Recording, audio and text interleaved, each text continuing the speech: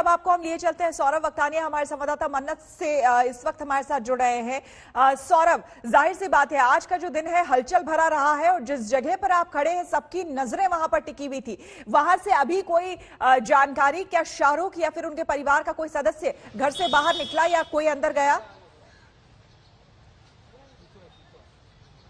देखिए, वो जो सारा परिवार है वो घर के अंदर ही मौजूद है। पहले तो तस्वीरें मैं आपको दिखा दूं कि ये सुपरस्टार शाहरुख खान का घर मन्नत है। और जब सुबह उनको पता चला कि फैंस को जब पता चला कि Shahrukh Khan Arthur Road jail में अपने बेटे को मिलने के बाद वापस घर आए हैं, तो फैंस का पूरा मजमा जमा हुआ था। क्योंकि मैं आपको बता दूं, शाहरुख खान एक ऐसे सेलिब्रिटी है जो जब अगर घर पे रहते हैं तो बार बार बीच बीच में आके अपने फैंस को बाहर से वेव ऑफ जरूर करते हैं।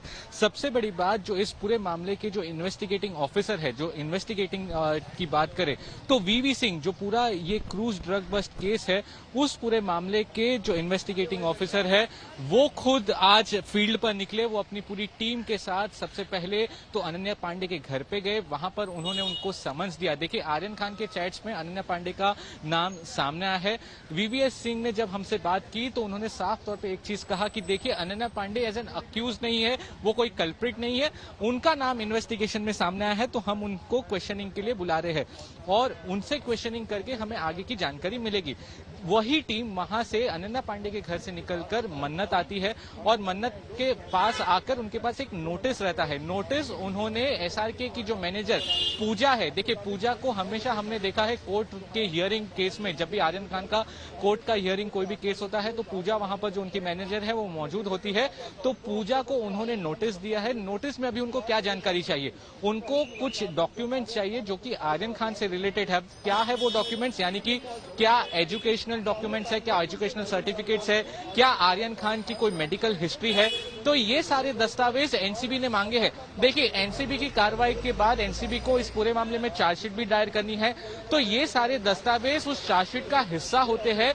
एनसीबी के ऑफिसर्स ने साफ कहा कि मन्नत पे हमने कोई रेड नहीं की है, हमने कोई सर्च ऑपरेशन कंडक्ट नहीं किया है, लेकिन हमें वो दस्तावेज, लीगल डॉक्यूमेंट चाहिए थे जो कि एनसीबी के इन्वेस्टिगेशंस के लिए बहुत अहम है, जो कि हमें चार्जशीट में भी उस डॉक्यूमेंट्स को देना पड़ता है। तो ये सारे डॉक्यूमेंट्स अब एनसीबी इकट्ठा करी है। देखिए, ये केस अब सिर्फ वो जो क्रूज शिप पर जो ड्रग बस्ट हुआ था वहां तक सीमित नहीं रहा है।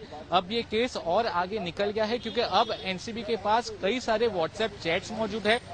जाहिर सी तौर पर बात है कि आर्यन खान सुपरस्टार शाहरुख खान के बेटे हैं। आर्यन खान के टच में और कई बड़े नाम होंगे, तो अगर उस व्हाट्सएप चैट्स में किसी से ड्रग्स की और कोई बात की होगी तो उनको भी समन्स, उनसे भी पूछताछ एनसीबी की टीम जरूर करेगी। यानी कि ये केस अब यहीं पर थमने वाला नहीं है, और भी बड़े नाम सामने आएंगे और लोगों से भी पूछताछ की जाएगी। लेकिन आज तक के दर्शकों को हम यही बताना चाहते हैं, अभी ये ऑनगोइंग इन्वेस्टिगेशन है।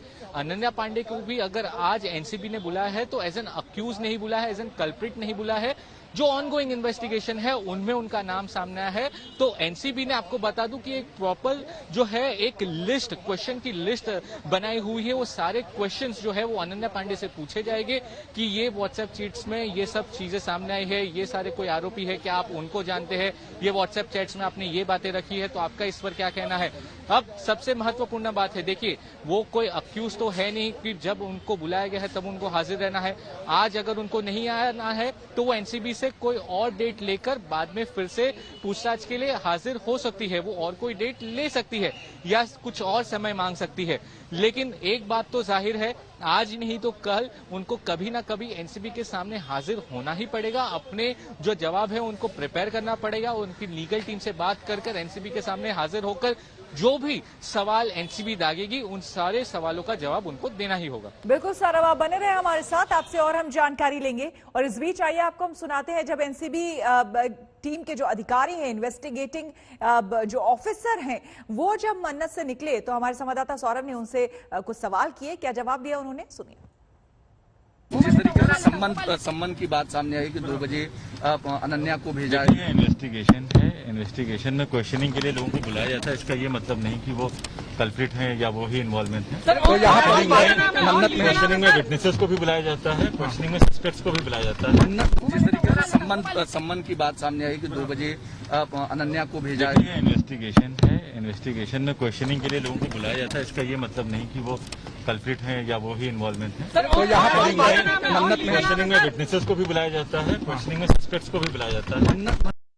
तो इन्वेस्टिगेटिंग ऑफिसर जो है इस पूरे मामले में, वो उनकी बात आप सुन रहे थे। सीधे चलते हैं उमेश के पास, जो कि इस वक्त अनन्या पांडे के घर से हमारे साथ जुड़े हुए हैं। उमेश, जो इन्वेस्टिगेटिंग ऑफिसर है, उन्होंने साफ तौर पर कहा कि अनन्या को बुलाने का यह मतलब नहीं है कि वो कल्प्रिट है। पूछताछ के लिए जब ये इस तरह के मामले जब सामने आते हैं तो पूछताछ के लिए भी कई लोगों को बुलाया जाता है।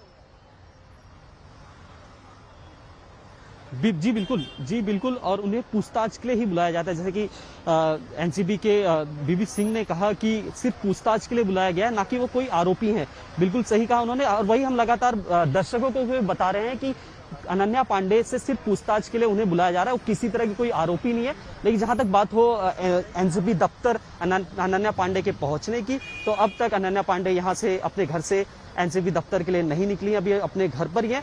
और जैसा कि हमने इसके पहले ही बताया, वो एनसीबी से और वक्त मांग सकती हैं कि वो कुछ दिन बाद या कल या कहा जाए डे आफ्टर वो एनसीबी दफ्तर जा सकती है। उनकी जो एनसीबी की जो पूछताछ है या उनकी जो इन्वेस्टिगेशन है उसका हिस्सा बन सकती है, उन्हें सपोर्ट कर सकती है।